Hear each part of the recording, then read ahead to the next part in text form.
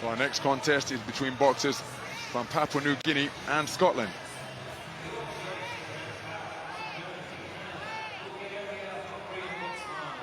The referee in charge of the action will be from Sri Lanka, Susantha Tenaje.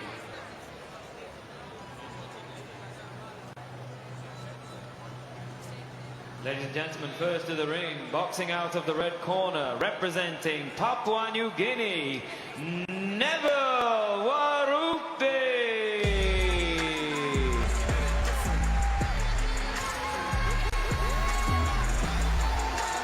On his way to the boxing ring for his second bout of Birmingham 2022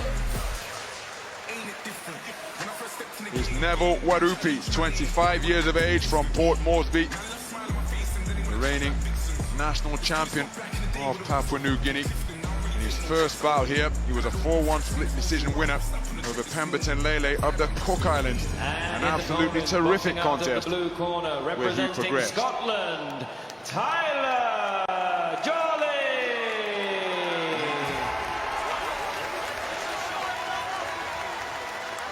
Well, 23-year-old Tyler Jolly, in his second contest of Birmingham 2022.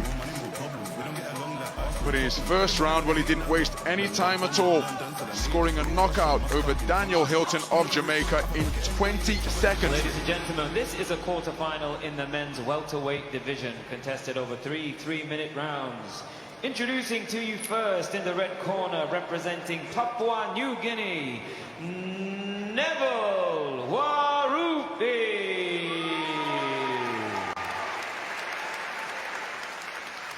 And his opponent, boxing out of the blue corner, representing Scotland, Tyler Jolly.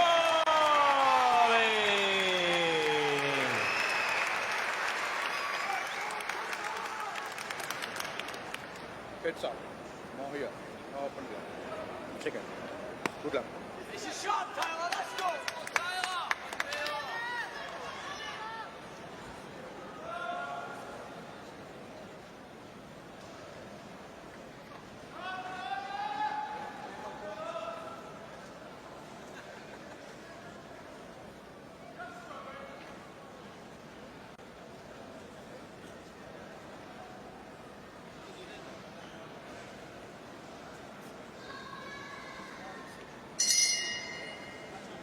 We're in the 67-kilogram welterweight division, and this is quarter-final action between boxers from Papua New Guinea and Scotland.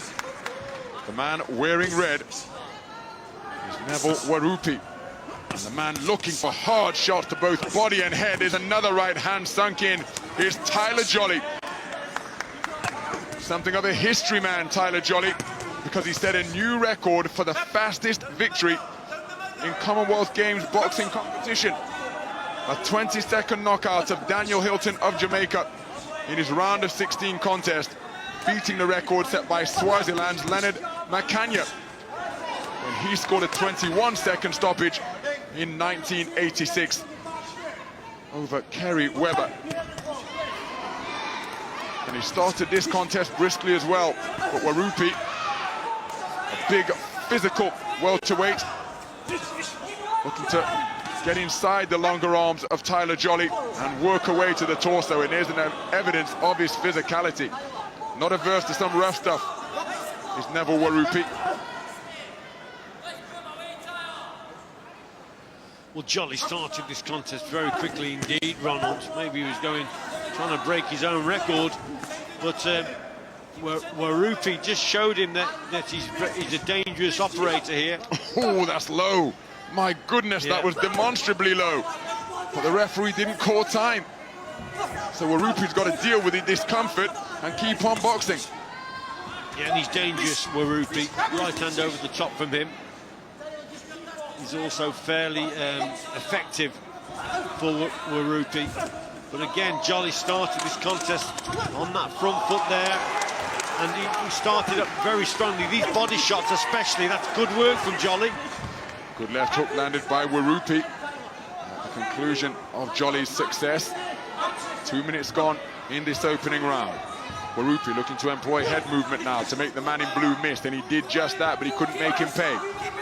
So put on the end of a 1-2. Warupi. Good adjustment from Jolly. As the man was ducking, that's where the leather was landing.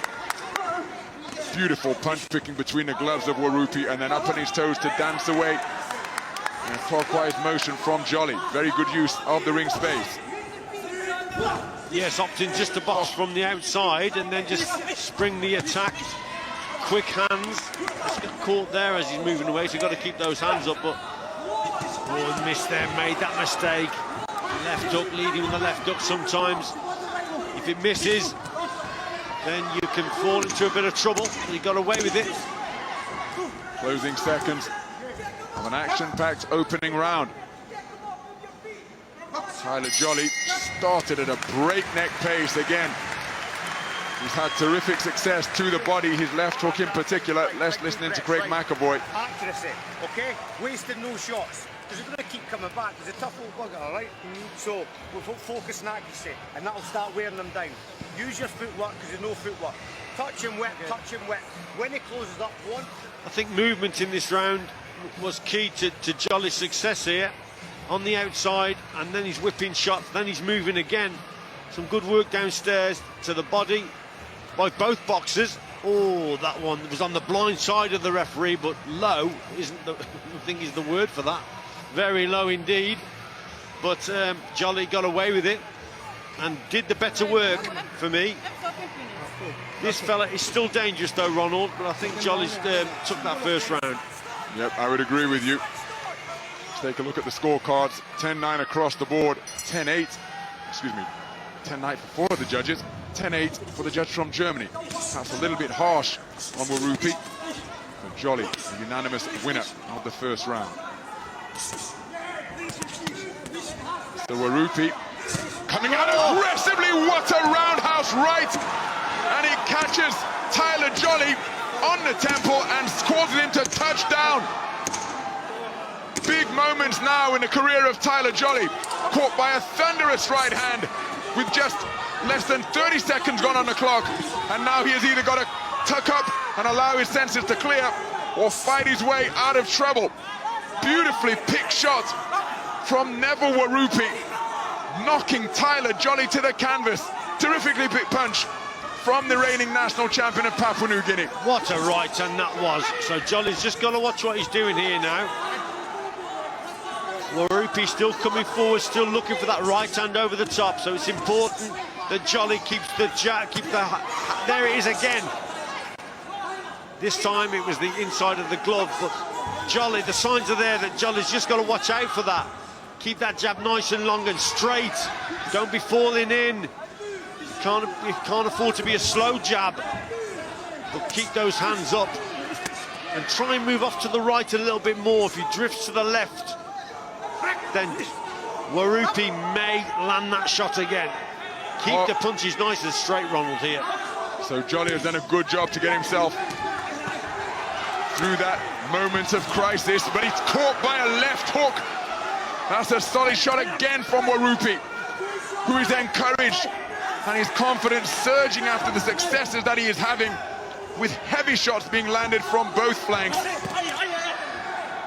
Warupi marauding his way forwards once again. Tyler Jolly holding on, hitting on the break, but the referee didn't call break. It was a shot fired on a disengagement by Warupi. Well within his rights to do so. Left hook on the inside from Jolly, whose coordination may not yet have completely returned after he was buzzed by a booming backhand from Warupi with less than 30 seconds gone in round number 2. Good left hook to the body once again from Jolly. Still opting to throw some bent arm shots and allow Warupi to close that gap. So Jolly again taking risks here. There's that right hand over the top, not too far away, but Jolly's still going forward. But this has been a complete turnaround. He dominated that first round, did Jolly, but what a right hand that's changed the complexion of this contest completely. Just a reminder, in Olympic-style boxing, sending your man to the canvas will not necessarily result in a 10-8 card, as is the case by way of consensus in professional boxing. Well, let's take a look at the card, but this man swaggers his way back to the red corner. And why not? Because he landed a bazooka of a backhand.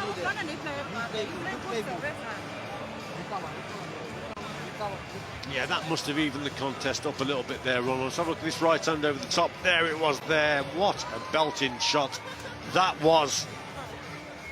Jolly took it well. Cracking shot, great technique. Right hand over the top. Perfect punch for Warupi.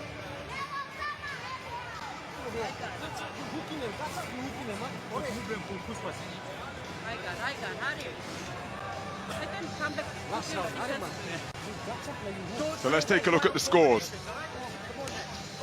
Well, I'm sorry, I'm staggered by that, because Tyler Jolly has taken it for judges 3 and 4, which I do find surprising. Yeah, very surprising. There's no way he won that round. So yeah, he's got a bit of luck there, Warupi, and that's very unlucky for him. And because of the 10-8 scorecard that was returned by Judge 1, that judge did score in favour of Warupi, but he's trailing on that card. 19 points to 18 is Warupi.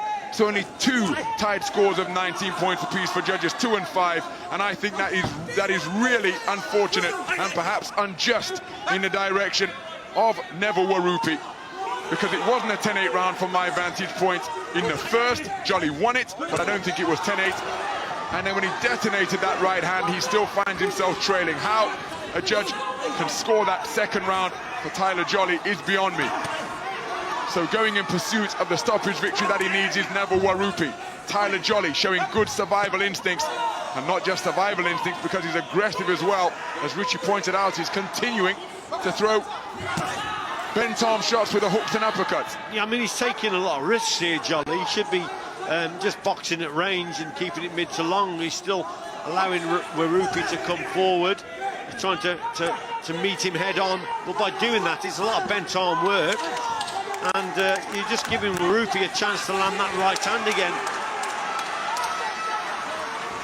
So halfway through the third and final round, Tyler Jolly keen to initiate a clinch. Why is Warupi not working away? He's accepting the clinch from the man in blue.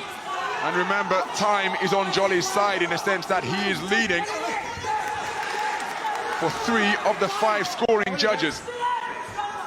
Just tying his opponents up on the inside there, Jolly. So you can see what he's trying to do there. Left-right attempted on the resumption from Jolly. There is this demonstrating nice lateral movement, both left and right. But again, Warupi may be feeling the pace after that big shift that he put in the second round, and perhaps he isn't able to summon up the energy to launch his own aggressive assaults that served him so well in the second round. Big swing and a miss with the right hook from Warupi. Jolly, his movements appearing altogether sharper now. There's his vaunted left hook to the body, which landed on the right flank of Warupi. Yeah, Jolly's weathered the storm, Ronald, hasn't he? And he's got to grips again with this last round now. 30 seconds coming up. There's still time for Warupi. But Jolly, again now, he's boxing more sensible. Roundhouse right was altogether less potent than the one which put Jolly on the canvas in round 2 from Warupi. And you hear the Scottish corner counting down the clock. Warupi will be aware of that too. He comes out winging another right hook, but it's off the mark, courtesy of good head movement from Tyler Jolly. And Tyler Jolly blankets his man, forcing the intervention of the referee. Still bombing away with that backhand. Here's Neville Warupi. But it will be Tyler Jolly, given the context of the scorecards going into the third and final round, who I think is going to progress through to the medal stages.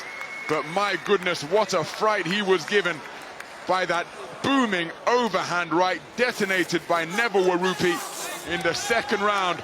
Again, I think the scores, quite frankly, were scandalous in that second stanza. But that's how they've got in the book, and it will be Tyler Jolly who progresses through to the final 4 from my perspective. Let's see what the scorecards read. It's hard to see how Jolly's got 2 of the scorecards in the second round, Ronald. I agree with you there.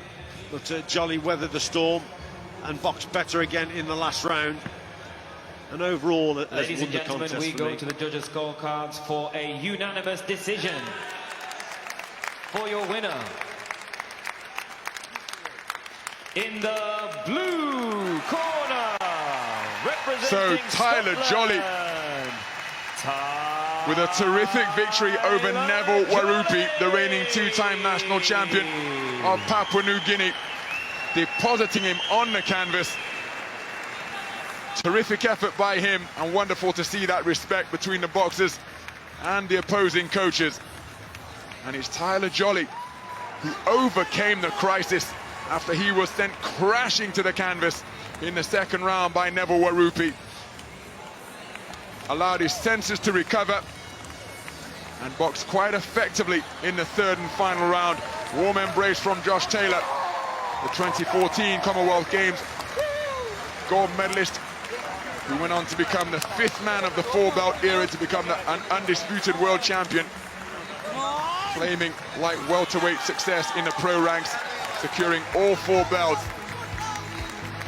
And Tyler Jolly remains in contention to emulate what Josh Taylor did in Glasgow 8 years ago, because he's through to the final 4 in the 67-kilogram welterweight tournament. Well, after the first round, it was all going so well for the man in blue, but then he walked onto that shot in the second round that completely changed things around. Or as we thought, but at the end of the round, he's only won the round 3-2. I think Jolly boxed much better in the last round, weathered the storm and won that last round. So overall, you know, he's deserved to win it. But Mr. Warupi was a little bit unfortunate not to get all the judges' scores going into the last round. But nevertheless, it's Scotland that goes through.